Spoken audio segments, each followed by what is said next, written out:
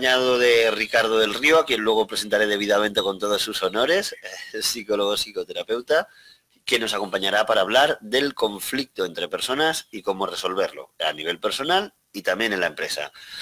Y vamos a empezar, antes de esta inquietante entrevista que tenemos hoy, voy a empezar contándoos dentro de esta parte que yo hago, este monólogo sobre un tema de empresarial, de desarrollo en el liderazgo. Hoy vamos a hablar de cómo liderar desde la inspiración y no desde la presión. Hoy vamos a hablar de la presión como elemento disonante, como elemento reductor, minimizador del equipo.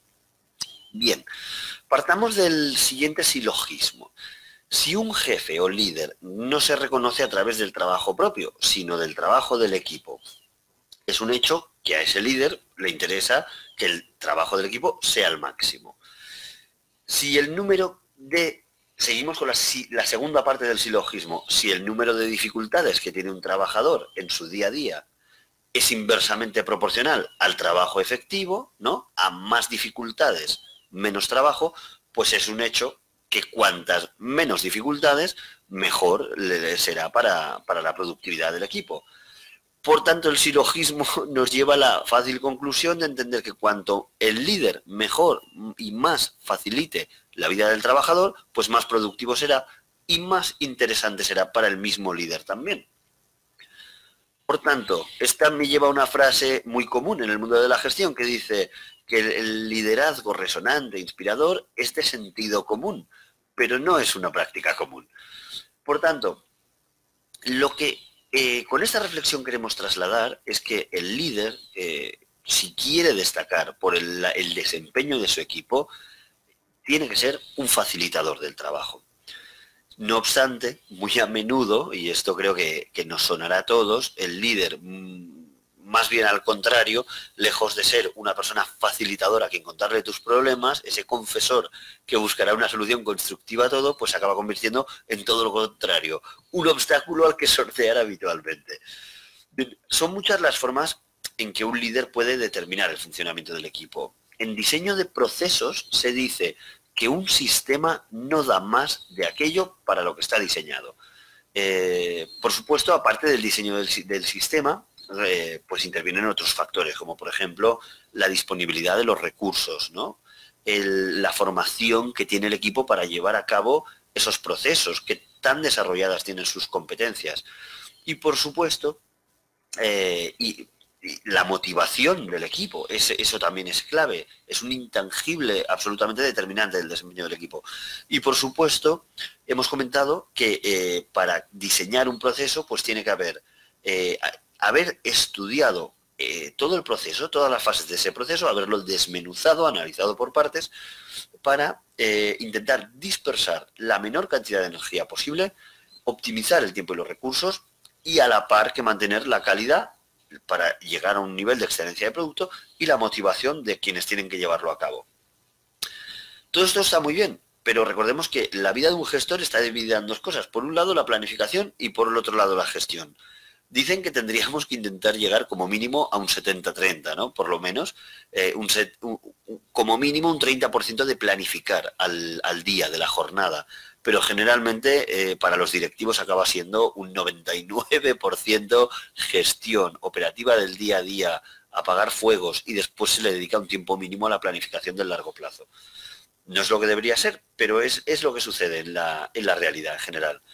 Bien, esto lo ligo con una frase de atención al cliente que dice, y ahora veréis cómo lo hilvano todo, ¿no? Que dice, en atención al cliente se dice que una buena atención, yo no sabía cómo definir qué es una buena atención. A veces vas a una tienda y te has sentido bien tratado, mal tratado. Si me preguntas qué es exactamente lo que te ha hecho sentirte bien o mal, yo antes no sabía definirlo, pero ahora sí sé, ahora ya lo tengo. Tengo la frase clave que me dice esto, que es: buena atención al cliente es cuando la persona que te ha atendido ha formado parte de la solución. Y mala atención al cliente es cuando ha formado parte del problema, ¿no? O sea, si vas a una tienda y te dicen, pues lo que ves es lo que hay, pues no ha formado parte de mi solución. Me ha dejado con mi necesidad descubierta. Bien, esta simplicidad de la definición, de la definición de buena o mala atención al cliente, me cautivó y creí que podía ser aplicable el liderazgo. Entonces, pongamos, por eso diremos que el liderazgo también será bueno o malo en función de lo que te lo haya facilitado el trabajo de los demás. En función de lo que haya formado parte de la solución de los problemas. Pongamos un ejemplo, ¿no? Supongamos que tenemos un trabajador que tiene que hacer fotocopias y le ponen la máquina de la fotocopiadora a 10 metros y tiene que ir para cada fotocopia, tiene que caminar 10 metros. La cantidad de energía que desperdicia este trabajador es muy alta. No solo es la energía en sí misma, sino también el mensaje motivacional que se le lanza a este trabajador de tu energía me importa muy poco, porque la valoro tan poco que te pongo la impresora a 10 metros, en vez de darle una vuelta y ponerle una largo o llamar al electricista y que te ponga la base un poco más para allá para ponerte la impresora donde tiene que estar, ¿no? Por tanto, si yo no actúo como líder, como un solucionador de problemas, eso el equipo lo percibe. Hay muchos errores, ¿no? Por ejemplo, cuando hay un exceso de trabajo y yo sigo cargando a una persona en concreto porque es la más competente. Como es la más competente, pues le pido a él que haga el trabajo. Sí, pero esa persona se va saturando. No estoy formando parte de la solución como líder. Estoy al revés, acentuando un problema. Es más, quizá quemando a la única persona que realmente es infalible en los momentos más críticos. Bien. Cuando un líder quiere adoptar una actitud de facilitador, independientemente de que la causa del problema sea de recursos, organizativa o emocional, se debe enfocar en la solución bajo unos principios, que son los principios de confianza en que el trabajador que está ahí hace lo máximo que puede, lo mejor que puede, en función de su fuerza, voluntad y conocimientos, que también son responsabilidad del líder. El segundo punto en el que se tendría que centrar a la hora de buscar una solución, hemos dicho confianza. Evitar la culpabilización, la cultura de la culpa. Aquí hemos dicho en otros programas que la cultura de la culpa tiene un ratio de medición, se puede medir. La cultura de la culpa se puede medir. ¿Por qué? Porque podéis utilizar el coeficiente de la culpa desarrollado por Ángeles Raiz. ¿Y en qué consiste el coeficiente de la culpa? Pues consiste en medir el coeficiente de pretéritos. Es decir, cuando yo estoy hablando con una persona, el número de veces que utilizo el pasado es directamente proporcional a la cultura de la culpa. Si yo digo, porque lo que ha pasado, lo que se ha hecho, lo que se ha venido haciendo, lo que no sé qué, estoy utilizando pasado, pasado, pasado. Si yo quiero demostrar que tengo una baja cultura de la culpa, tengo que hablar en futuro. Oye, lo que se ha hecho, hemos hecho esto, vamos a solucionar este punto con esta otra medida. Vamos a solucionar esto con esta otra medida. Todo lo que yo utilizo el pasado es para hacer sentir culpable, para minimizar a la otra persona. Hemos hecho confianza, evitar la cultura de la culpa, concienciar de la importancia de las tareas. Esto también es importante. A veces los trabajadores no lo hacen mal específicamente, no se lo toman poco en serio, a veces no tenían conciencia de lo crítico que era ese trabajo. Eso también se tiene que trasladar, hay que invertir un tiempo en trasladar, en concienciar de la importancia. Cuarto, una delegación clara y sin ambigüedades. O sea, no puedo decir, oye, píllame la idea, ¿me pillas la idea? Lo que quiero decir, pues no, eso no es trasladar no es delegar eficazmente una tarea, porque obviamente si yo digo, píllame la idea, pues él cogerá lo que considere, lo que pueda, según su mapa mental que interpreta lo que yo le digo y según lo bien o mal que yo haya sabido delegarlo. Por tanto, tenemos que intentar delegar de una forma clara y sin ambigüedades. Para eso la fórmula mágica, solicitarle a la persona que nos parafrasee lo que ha entendido para poder actuar y corregirlo si fuera necesario. Y a la hora de hablar de la solución del problema, centrarse exclusivamente, como decíamos, en el tiempo futuro. Bien, si se respetan estos principios, se puede hablar de un líder facilitador. Si el líder se centra en las causas del error y no asume la responsabilidad de que dichos déficits son un tema de equipo, entonces solo conseguirá despertar lo que hemos comentado muchas veces en este programa, una actitud defensiva, ¿no? El trabajador se baja a la zanja de defensa y se pone ahí en el búnker y estamos atacando todo su cerebro que llaman reptiliano, ¿no? Se dice que el cerebro tiene pues tres cerebros, el reptiliano, el encargado de la defensa, el emocional, el límbico, y después está el neocórtex, la parte más racional. Si tú atacas al primero, ya no sirve de nada el resto de la intervención, porque ya el cerebro está en modo protección y por tanto vamos a minimizar todo el potencial de esa presión. todo el potencial de esa persona. ¿Por qué? Por la presión. Es decir, si yo a una persona que tiene incluso unos automatismos montados, sabe hacer bien una tarea, yo le genero una presión extraordinaria, estoy desmontando esos automatismos. En medicina hablan, por ejemplo, de lo nefasto que es que te opere un conocido, porque hablan del síndrome del recomendado. El síndrome del recomendado está ampliamente descrito en la literatura. Y uno se preguntará, ¿y por qué es peor el resultado cuando te opera alguien que conoces, que teóricamente debería ser mejor, porque oye, se lo toma súper en serio? Pues es peor, aquí no he encontrado la fisiopatología descrita, pero os la digo yo os elaboro lo que he interpretado, ¿no? Que cuando uno está expuesto a una tarea rutinaria para la que ha desarrollado unas competencias, ya tiene un modo de automatismo, de inconsciencia entrenada, que le da fiabilidad en las técnicas. Entonces, cuando yo tengo que operar y cortar por aquí, cortar por allá, voy a los cambios. Aquí yo ya percibo lo que cambia de lo normal, y lo que es normal lo hago con un cierto con gran automatismo y por tanto con gran precisión. Pero si a quien estoy operando, por retratarlo de una manera fácil, es a mi prima, yo sé que voy a tener que responder de si algo sale mal.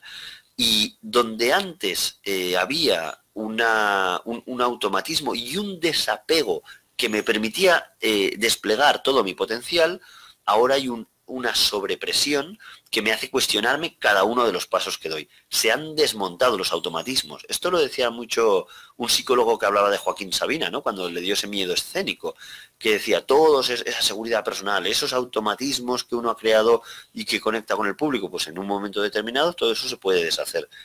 Bien, vamos a escuchar un trozo de película donde va a representar exactamente lo que quiero decir sobre la influencia de la presión en los equipos. ¿Lo tenemos, José María?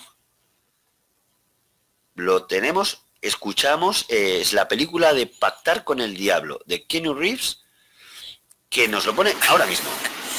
¿Puedo hacerle una pregunta? ¿Por qué necesitan un departamento criminalista?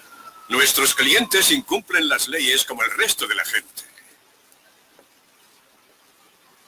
Estoy harto de recomendarles otros bufetes. Quiero defenderles. Me está ofreciendo un puesto. Estoy pensando. Sé que tienes talento. Lo sabía antes de que llegaras aquí. Es otra cosa lo que realmente me preocupa. ¿De qué se trata? La presión. La presión lo cambia todo. Algunas personas al límite responden. Otras fallan. Puedes usar todo tu talento al instante. Trabajar a contrarreloj. Y dormir tranquilo. ¿Cuándo hablamos de dinero? ¿Dinero? Sí. Esa es la parte fácil. Bueno, pues ahí habéis oído al gran Al Pacino decirlo. La presión lo cambia todo. Y así es, estrujar el factor humano de forma negativa deshace todas esas competencias técnicas que uno ha ido consolidando. Entonces, es lo que dicen, ¿no? Tirar el penalti de una selección pequeña para ganar el Mundial. Pues es que la presión es increíble, es increíblemente enorme. Bien, entonces decíamos del líder que es importante que asuma la responsabilidad de que el diseño del sistema es suya y que por tanto los recursos que se utilizan también son responsabilidad suya. Y por tanto uno tiene que manejarlos de la mejor manera posible. Cuando decimos respetar la presión, o sea, no presionar, decimos respetar el cerebro reptiliano de las personas, para que puedan desplegar lo demás, lo que sea que tengan. Este es el primer paso. Es importantísimo evitar atacar el cerebro reptiliano. Una, para bloquear sus capacidades, y la otra, para evitar que se desarrolle ese trabajador pues un sentimiento de ofensa, o como hemos hablado en otros programas, incluso de venganza planificada, que puede ser terrible, ¿no? Como se veía en la película de El Jefe, que era una brillante película española. Por tanto, el liderazgo se habla que debemos liderar desde el convencimiento, ¿no?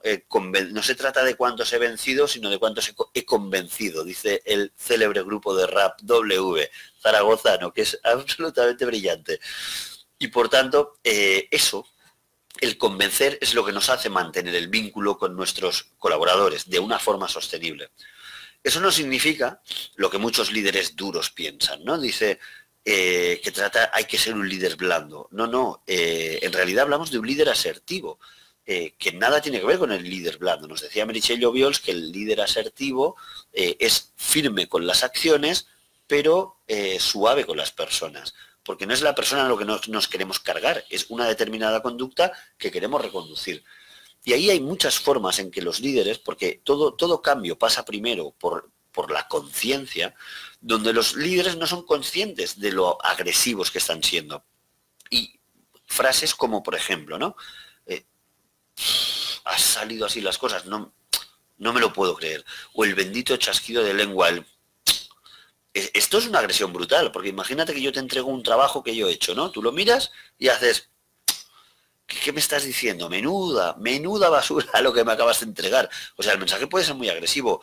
Es que agresividad no es hablar en voz alta o gritar, no, se puede ser súper agresivo desde una base muy, muy pasiva. Es lo que se llama el agresivo pasivo, ¿no? O incluso tú me hablas y pues a mí no me interesa, te descalifico, miro hacia otro lado, o te digo simplemente no tengo tiempo para este tema. O sea, para tu minucia de vida, lo poco importante que tú eres, no tengo tiempo, ¿no? Hay muchas formas de agredir, o simplemente con la mirada, ¿no? Una mirada de decepción, guardar un silencio incómodo. Por tanto, si quien nos está escuchando es un poco líder con cariño, y se siente identificado en alguno de estos mensajes, ¿no? Cuando uno se mira honestamente y con sinceridad al espejo y piensa, hombre, pues alguna vez sí que se me escapa alguna de estas cosas. Está bien reconocerlo porque es sin duda el primer paso. Pero si me estás escuchando, si a veces tienes este tipo de actitudes y lo que quieres es sacar lo máximo, incluso egoístamente lo máximo de tu equipo, es positivo que reconduzcas estas emociones, porque si no la conducta al final va a acabar teniendo unas consecuencias que no van a ser positivas en absoluto para la persona. Bueno, y hasta aquí nuestra charla de hoy sobre la presión y la importancia del líder como facilitador. Pero ahora vamos a dar paso a nuestra segunda parte, donde vamos a presentar a nuestro invitado Ricardo del Río.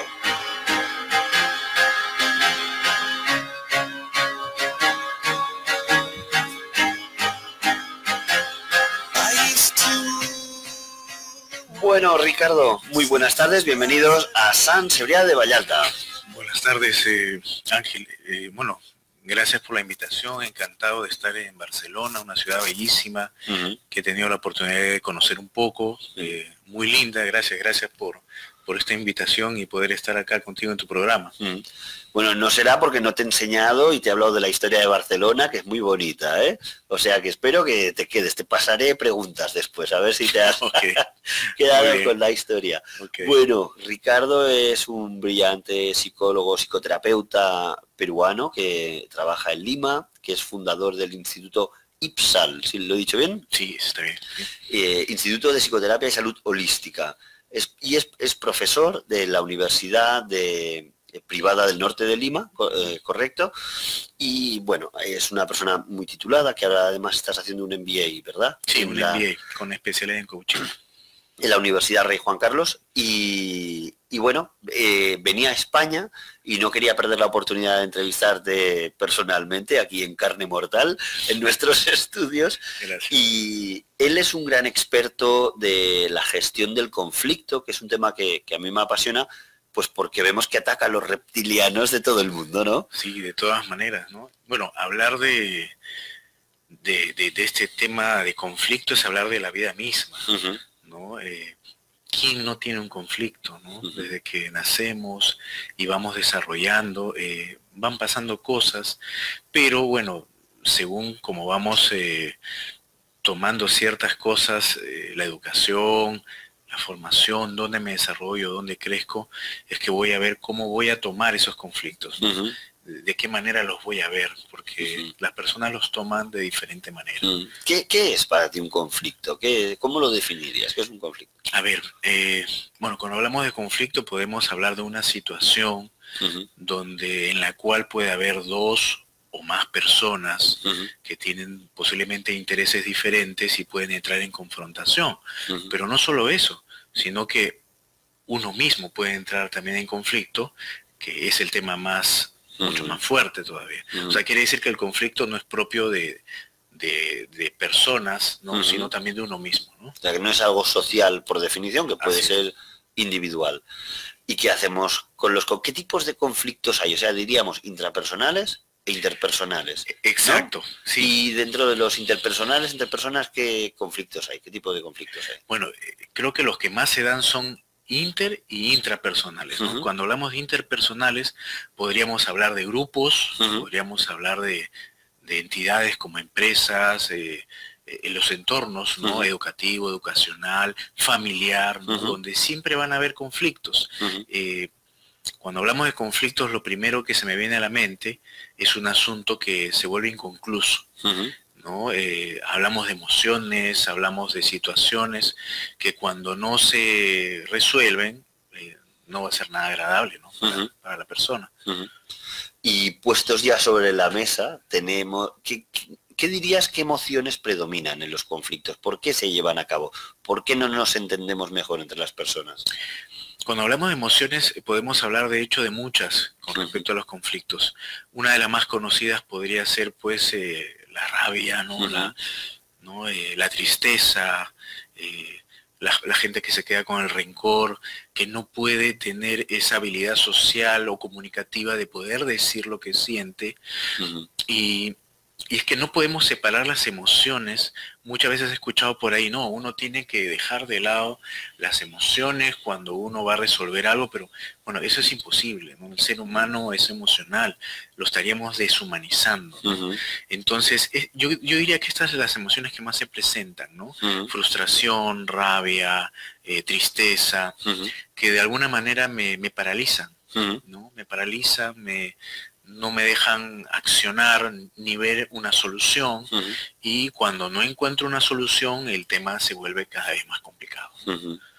¿Y cuál sería un poco la receta que se te ocurre? ¿Qué podemos hacer para entendernos mejor ante esa masa de conflictos? Una de las cosas que se trabaja mucho ahora, y digamos que está en boga por varias disciplinas, es la toma de conciencia.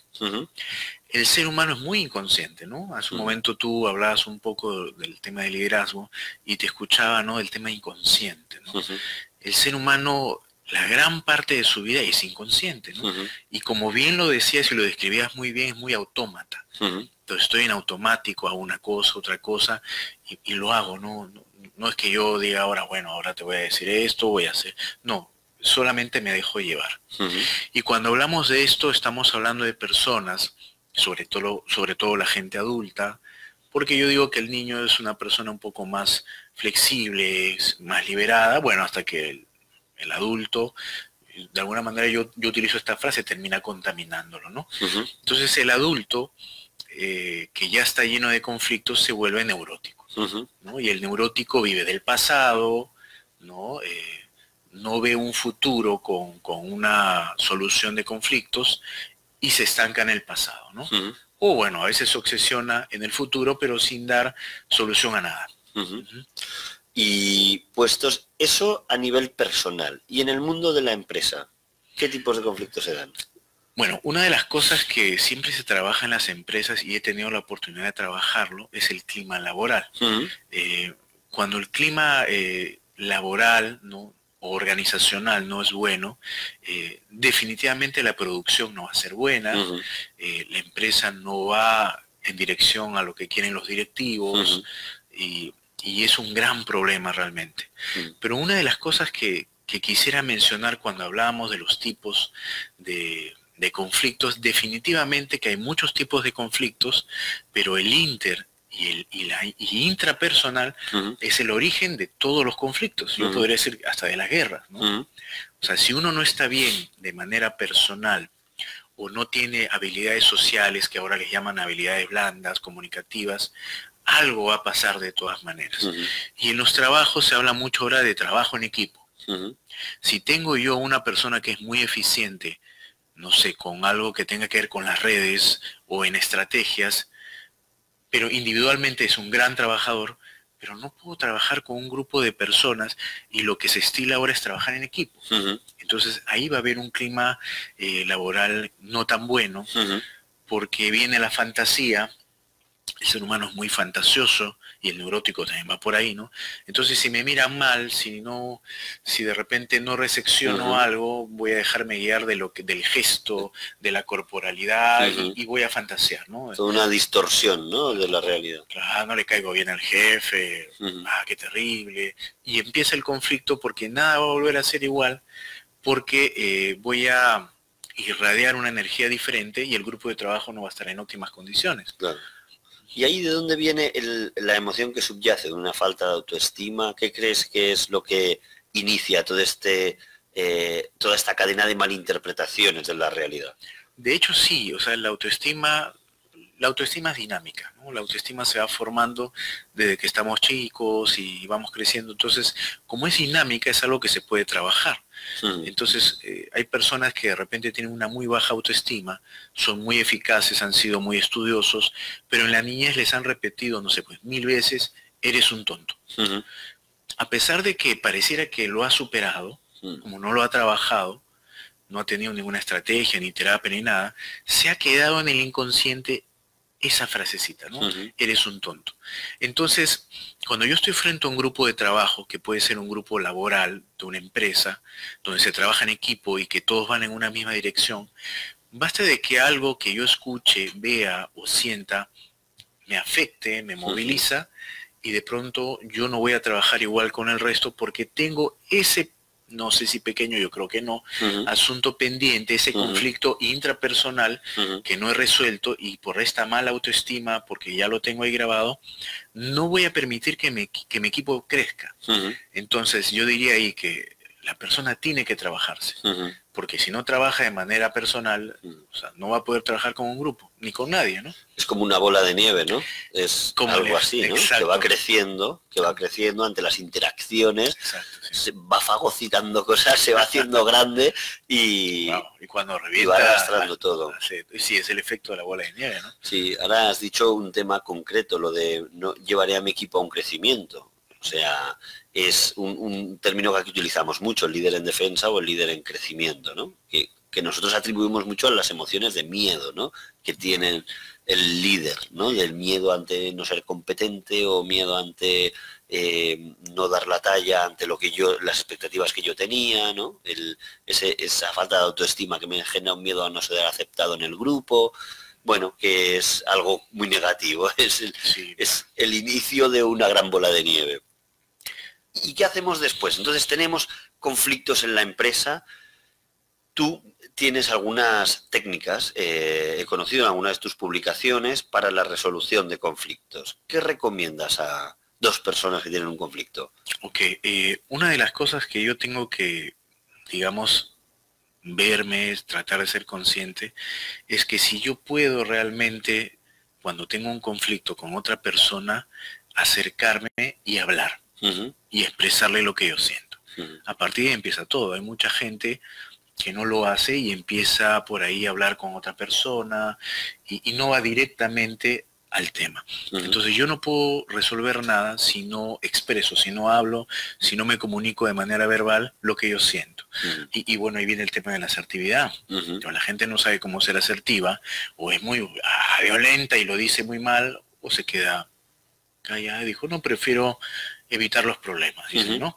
Entonces lo primero que tenemos que aprender, y eso se puede hacer mediante muchos profesionales que existen ahora, puede ser un terapeuta, un coaching, es, tengo que darme cuenta si yo puedo expresar lo que yo siento. Ujú. Y si no, ¿no? Para todos los radioescuchas que están en este momento, si yo me doy cuenta de esto, ¿qué quiero hacer con esto? Ujú. ¿Quiero quedarme así siempre? ¿Quiero realmente aprender a poder expresar lo que yo siento sin ningún tabú ni nada para poder solucionar algo? Ujú. Ese es un primer paso. Ujú. Si yo no hablo, si no expreso, no va a pasar nada. Claro. Segundo, tengo que darme cuenta que el ser humano no solamente es cognitivo, eso es un todo, es holístico, es corporal, es gestual, y muchas veces nos hemos podido equivocar con personas ante determinados gestos, y puede ser hasta cultural, y creemos o interpretamos algo. Entonces, si somos personas que nos dedicamos a interpretar todo, va a haber un gran conflicto también ahí, porque me voy a dedicar a analizar y a criticar. Entonces tengo que darme cuenta también, preguntarme qué tan crítico soy, si es que me afecta mucho el gesto o la corporalidad de otro. Cuando nosotros hablamos de esto, por ejemplo, en terapia, hablamos de que esta persona tiene un asunto inconcluso, porque hay una famosa frase en la terapia que es: todo lo que me afecta es mío. Si realmente no fuera mío, bueno, no tendría por qué afectarme. Si alguien me dice: hey, tú no, necesito que vengas y me traigas esto, ok, voy y te lo llevo. Pero si eso que me dicen de pronto, ¿qué? ¿Y este qué se cree? ¿Por qué me está diciendo que lo que, o sea, que yo se lo tengo? Algo me ha conectado con, lógicamente, con mi pasado, y me está haciendo entrar en un conflicto primero intrapersonal, que después se puede ser interpersonal. Entonces, hay muchas maneras de trabajar eso de manera sobre todo vivencial, porque hay muy buenos libros, los reconozco, son muy lindos, hay muy buena conversación, pero yo creo que cuando me ha pasado algo en el tiempo, que ha sido vivencial, que yo lo he vivido, lo he hecho, lo he experimentado, qué sé yo, tengo que hacer algo igual para poder resolver eso. O sea, tengo que ser dinámico. Al menos eso es lo que yo hago, ¿no? Y me ha resultado, no solamente a nivel individual o de grupo, sino de empresas. Entonces, cuando yo paso a la acción y vuelvo nuevamente una estrategia o una técnica vivencial para resolver este conflicto, se ven resultados. Se puede ver, se ve a la persona, luego viene la evaluación de la empresa y la gente cambia. Tengo que volver a hacer algo. ¿Tendrías en mente algún ejemplo, alguna...? Claro. Cuéntanos algún ejemplo. Por ejemplo, alguna vez... hay una empresa en Perú, no sé si se puede decir el nombre. Mejor no. Ok, bueno, una empresa que, y ya está. Que digamos nos contrató a mí y otro psicólogo más. Entonces nos mencionaron que el clima laboral estaba mal. Y eso estaba trayendo problemas a nivel de producción. Entonces nosotros necesitamos que ustedes trabajen los conflictos internos que nosotros tenemos entre trabajadores. Pero lo que hicimos fue todo un día, un taller, donde hicimos que ellos convivan, aprendan más el uno del otro, hagan ejercicios vivenciales como diálogo, ejercicios que pueden ser dinámicas, donde voy a entrar en contacto, a mucha gente no le gusta el contacto, con otra persona con la que trabajo y que posiblemente nunca había entrado en contacto. ¿Y qué cosa fue pasando en este tema vivencial? Que mucha gente empezó a comprender, o sea, empatizó con el otro, el por qué veía esa mala cara, por qué veía que venía de mal humor o hablaba de una o de otra manera.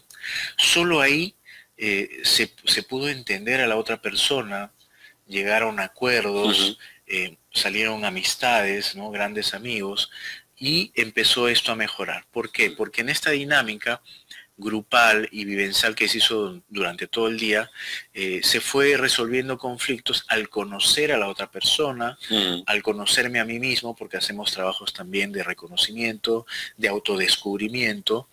¿Qué me pasa a mí cuando el otro me habla así? ¿Qué me pasa a mí cuando alguien me mira de esta manera? Y poder decirlo directamente, que a muchos les afecta, pero solamente es un momento.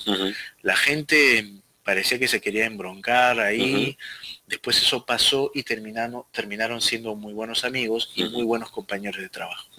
Y la gente le tiene miedo a eso. La gente le tiene miedo al hablar, le tiene miedo a las emociones, reprimimos muchas emociones, es el inicio para muchas cosas. Entonces no quiero sentir, no quiero emocionarme, y es todo lo que hicimos que ellos puedan hacer, descargar todo lo que estaban conteniendo, que era una bomba de tiempo en la empresa, y en ese momento, ¡boom!, sacarlo.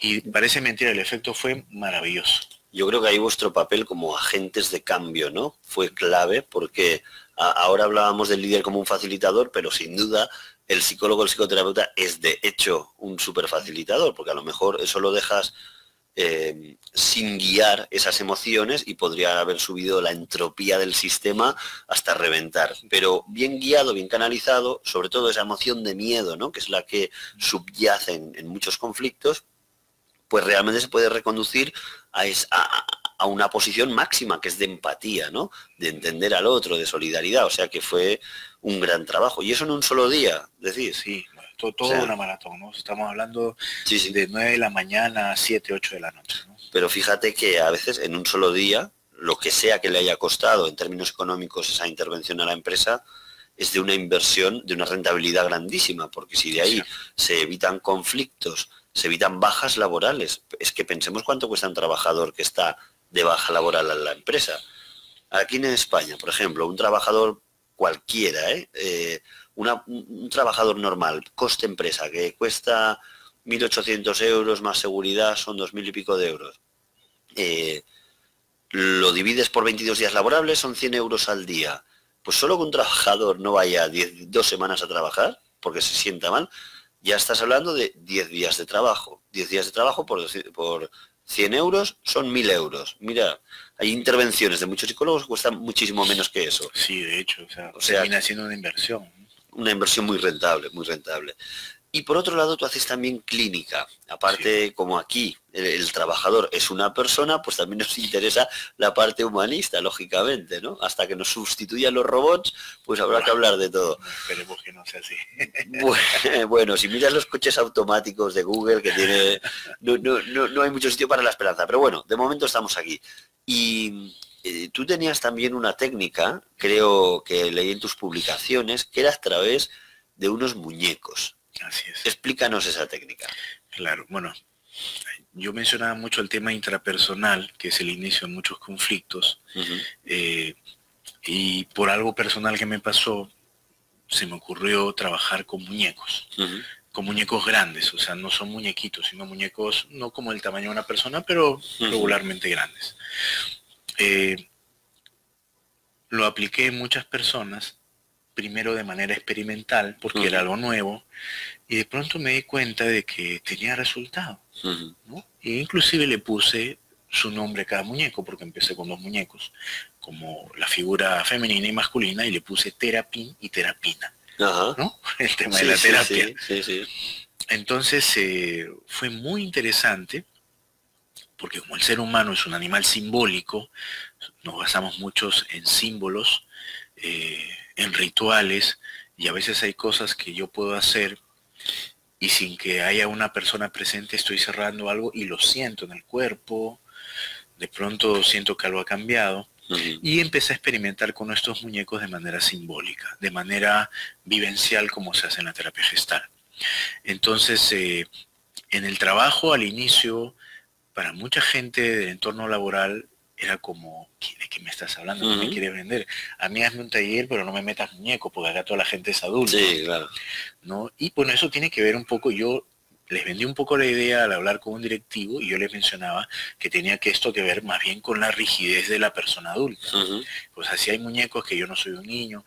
Entonces yo honestamente le dije, mire, no le voy a cobrar nada a una empresa, deme un taller de 4 horas y le hago la demostración. Entonces eso como que le gustó. Le gustó. ¿No? Porque bueno, dije, bueno, si no le gusta bien, y si no, bueno, dijo, vamos a ver quién quiere ir, ¿no? Porque la gente adulta es muy resistente ante algunas cosas. Pero igual yo le vendí la idea y le hablé de qué se trataba esto, y le expliqué un poco del simbolismo que tenemos todos, ¿no? Los seres humanos somos muy simbólicos y hay cosas que nos van a ayudar a cerrar asuntos inconclusos, conflictos, porque terminan siendo como una herramienta, y una herramienta te facilita las cosas, ¿no? Y le puse ejemplos, ¿no? Entonces estos muñecos terminan siendo como una herramienta. Como cuando uno quiere clavar, le dije, un clavo, tú lo puedes clavar con una piedra o con algo duro y lo vas a clavar. Pero no va a ser igual que yo agarro un martillo, que es una herramienta que está hecho para facilitar esa tarea, y lo haga. Entonces yo le mencioné, esto es igual. O sea, yo podría hacer esto, pero estos muñecos terminan siendo como el martillo. Y se lo demostré. ¿De qué manera? Uno de los ejercicios que hice, y que la gente de verdad se movilizó mucho, y no, honestamente no pensé que tanto, era que poníamos un muñeco en una oficina, ¿no? En la oficina, sentado ahí, y empezamos como jugando. Entonces ellos lo veían como un juego y fui profundizando. A un trabajo le dije, ven, acércate, mira, acá hay una persona que está sentada y era un muñeco. Háblale, dile qué cosa sientes cuando estás sentado en tu lugar. ¿Por qué hice esta dinámica? Porque había un tema ahí de conflicto en la empresa sobre personas que ascendían y ocupaban el lugar del otro. Y bueno, había un tema ahí, ¿no? Qué bueno, sí, sí. Entonces le hice exteriorizar, a ver, mira, háblale a esta persona, pero el muñeco, y dile cómo te sientes al verlo sentado en tu lugar. Y lo que empezó como un juego, de pronto empezó a conectarse y empezó a hablar, pero no quiero decir las palabras. Le empezaron a pegar al muñeco. No, de verdad. O sea, empezaron a hacer catarsis, ¿no? Sí. Con el muñeco. Sí, sí, sí. Y la gente se quedó. Y como este es un efecto multiplicador, cuando es en grupo, por un tema energético, mientras los otros veían, ya fueron entrando en sus propios asuntos y ellos también querían hacerlo, ¿no? Esto es lo poderoso de lo grupal, Sí, ¿no? sí, sí, sí. Entonces, al inicio parecía un juego, la gente se reía, pero cuando vieron que esta persona empezó a soltar, cada uno empezó a poner un rostro diferente y a intrapersonalmente ver sus propios conflictos. Y así empezó el taller. Y esto lo hiciste en grupo. En grupo. Pero este método de los muñecos también lo puedes hacer en individual. Sí, lo he hecho en terapia, de hecho, ¿no? Esto es temas empresariales, pero en terapia lo he hecho con una señora con un tema muy delicado. Su hija había fallecido. Ella se sentía muy culpable por el fallecimiento de ella, entonces fue una situación muy, muy delicada, pero tenía un luto no cerrado, ¿no? Ya un buen tiempo. O sea, se supone que cuando uno está de luto, bueno, puede llegar a 9 meses, pongámosle un año, pero no puedo ir más allá porque hay algo que ya no quedó bien. Entonces la señora llegó, fue muy gracioso porque a ella le habían recomendado que vaya al consultorio donde yo atendía y le dijeron, mira, vaya donde el terapeuta de los muñecos. Entonces me reí un poco porque... Y es una experiencia también que yo contaba en un congreso el año pasado donde estuve, en un congreso al que me invitaron, de terapia gestal, donde hice el taller de muñecos por primera vez, nunca lo había hecho, y había gente de todo el mundo, o sea, de todo el mundo, de Latinoamérica, de varios lugares, inclusive también de España, y se quedaron sorprendidos por la técnica.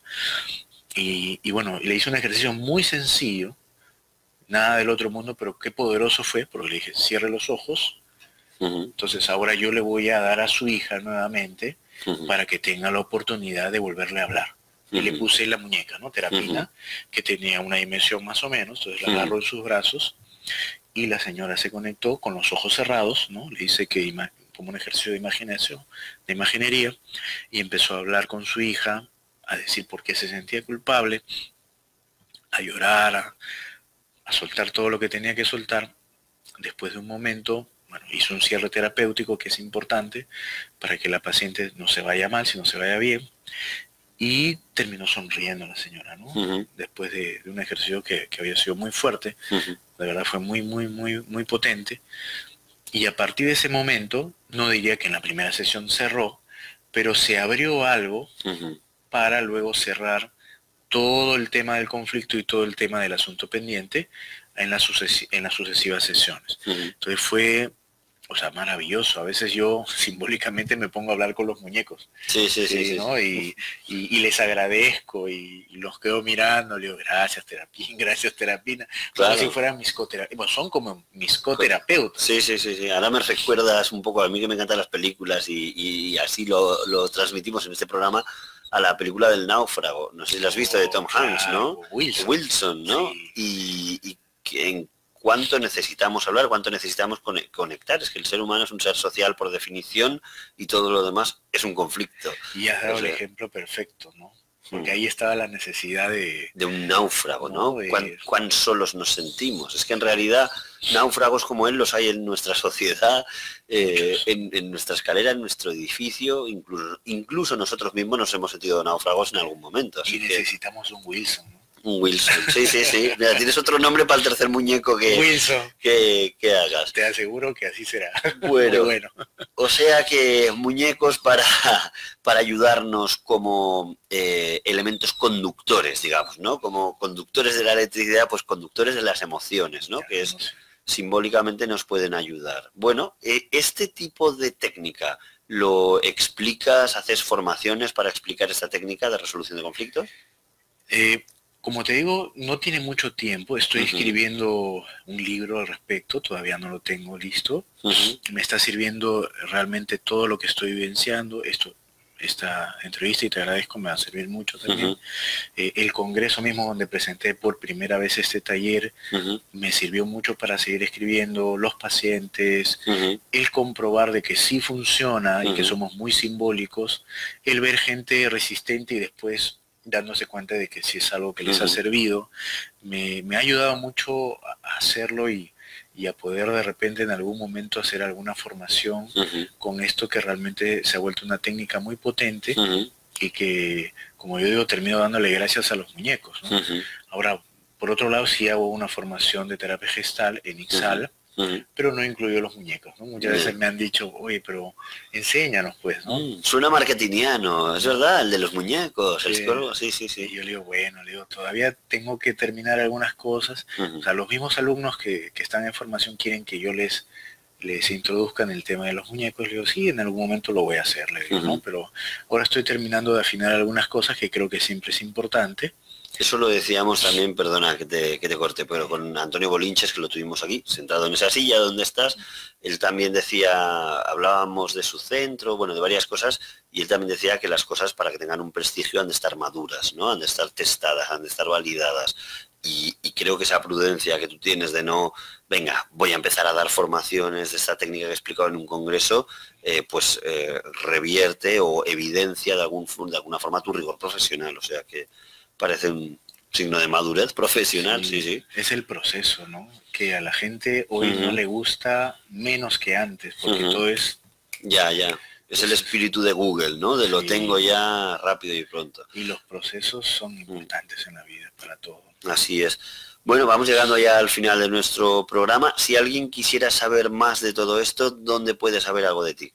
Bueno, estamos en España y afortunadamente tenemos el internet que llega a todo el mundo. Pueden entrar a la página de Facebook del Instituto de Psicoterapia y Salud Holística, con las siglas IPSAL. En la página pueden conectarse conmigo, hacer preguntas. Tengo también una página de Facebook como psicólogo, como psicoterapeuta, que es Ricardo del Río Pinedo, psicólogo y psicoterapeuta, o como digo directamente a ICSAL, ¿no? Que es la institución, Instituto de Psicoterapia y Salud Holística, y ahí nos van a encontrar y posiblemente podemos despejar mucho más dudas. Perfecto, pues muchísimas gracias, dicho queda, Ricardo, muchísimas gracias por venir y a atender a nuestro programa de liderazgo y estrategia, que de verdad hemos aprendido mucho de ti. Gracias, de verdad, muchas gracias. Bueno, pues nos vamos acercando al final de nuestro programa, pero antes hoy voy a poner un extra en el programa. A veces pregunto, hablo con personas sobre experiencias particulares. El otro día tuve una consulta muy concreta e incluso me mandó un audio, ¿no?, de la conversación que tuvo con un compañero. No podemos reproducirlo porque somos una radio rigurosísima con los datos personales y Josep María, que vela por el rigor de todo, pues así lo dice. Pero quiero transmitir un poco el mensaje, ¿no? Me escribe una enfermera que trabaja en un hospital y me cuenta que pues hubo un error. Entonces un paciente estaba en un área de box de urgencias, de triaje, y se le hizo pasar otra vez a la sala de espera cuando se tenía que haber pasado a una sala de espera interior del departamento. Bien, al pasar otra vez a la sala de espera previa, ese paciente volvió a ser llamado y volvió a ser reevaluado. Es decir, otro médico perdió el tiempo en reevaluar completamente a ese paciente. Bueno, se dan cuenta más tarde y entonces el jefe médico, uno de los jefes médicos, bueno, el jefe de turno, tampoco el jefe del departamento, quiere una cabeza. ¿Por qué ha pasado esto, no? Y entonces en el audio se escucha perfectamente, le dicen, es que yo lo que quiero saber es quién se ha equivocado, quién se ha equivocado. Bueno, entonces la supervisora, el médico va a la supervisora y la supervisora le dice, pues vamos a hablar con esta enfermera. Y van los tres a hablar de este punto. Bien, Lo que se viene de ahí es la discusión que os cuento, ¿no? ¿Quién se ha equivocado? ¿A quién le has dicho? ¿Quién no sé qué? Bueno, y todo esto en el pasillo, delante de los pacientes. Aquí, a impresiones, queda cada uno, pero yo voy a decir mi análisis desde el punto de vista del liderazgo. Aquí hay un liderazgo de un médico y el liderazgo de una supervisora. Desde luego el médico, yo creo que ahí hay una proyección. Empecemos por un punto. El médico que reevalúa a ese paciente tampoco no le ha preguntado si le han evaluado, que es una de las primeras claves que uno tendría que preguntar. Cuando evalúa a un paciente, primero tengo que saber a usted qué le han hecho. Buenas tardes, dígame cuánto tiempo lleva aquí, analizar un poco la historia. Empezamos porque ese médico que evalúa también se equivoca. Pero entonces el jefe de ese médico quiere que la pague otro, y entonces van a la supervisora de enfermería y dice, ¿por qué no se llevaron a este paciente a la sala adecuada? ¿No? Y proyecta de alguna forma ese error que ha sucedido de equipo, lo proyecta en un solo cuerpo. La supervisora de enfermería, lo siento, pero tengo que decirlo, pues tampoco actúa correctamente, porque aquí teníamos en un programa un psicólogo también que se llama Miquel Mozos, un psicólogo brillante también, que nos comentaba los rasgos que debe tener un líder, los rasgos de personalidad que debe tener. Pues bien, decía, mira, sobre todo autoconocimiento, porque después hay muchos estilos de líderes que pueden ser buenos para diferentes tipos de perfiles y de grupos, pero hay uno que no puede faltar. Dice, si yo me he de casar con un valor, un rasgo de personalidad que no puede faltar en un jefe, ese es valor, arrojo para defender a su equipo y para innovar. Olvidemos lo de innovar, que no todos lo tienen, pero sí para cambiar las cosas, ¿no? Pero sí para defender a su equipo, porque si yo no defiendo a mi equipo, desde luego estoy mutilando la opinión de mi equipo respecto de mí como de líder, como de protector del equipo. Entonces, esto es lo que esta supervisora no hace. Esta supervisora lo que dice es, mira, en vez de liderar yo, canalizar la entropía del choque que se pueda dar entre dos miembros del equipo, que es justamente ese papel de cambio, lo que se espera de un líder funcional, lo que voy a hacer es dejar chocar ese factor humano. Vamos a hablar con esta enfermera y suéltale lo que le tengas de soltar, ¿no? Es lo que llamamos muchas veces servir la cabeza en bandeja de plata. Lo que quería esa supervisora era no afrontar por diferentes puntos o temas que pueda tener pero por falta de arrojo al final, que puede venir por mochilas emocionales, falta de autoestima, precariedad laboral. A lo mejor esta supervisora estaba con un contrato temporal y tampoco quería enfrentarse a nadie. Habría motivos, hay varios, pero el hecho, desde el punto de vista del liderazgo, fue precario. Fue precario, y si alguien, para nuestros escuchantes, piensa, oye, pues yo tengo una opinión, yo tengo otra, yo querría dejar en las ondas un mensaje. Que un jefe que no defiende a un equipo no va a esperar la lealtad del otro. Decía Sinek, ahora no me acuerdo del apellido, pero Sinek es el nombre, un brillante orador del liderazgo, dice, mira, yo le sigo a él porque él lo haría por mí, porque él me defendería si estuviera allí. Y como él lo hace, este sentimiento es bidireccional. Yo voy a seguir a mi jefe hasta el final. Por tanto, con este mensaje súper resonante en las ondas, vamos a acabar hoy. Y os esperamos en el próximo programa el martes que viene.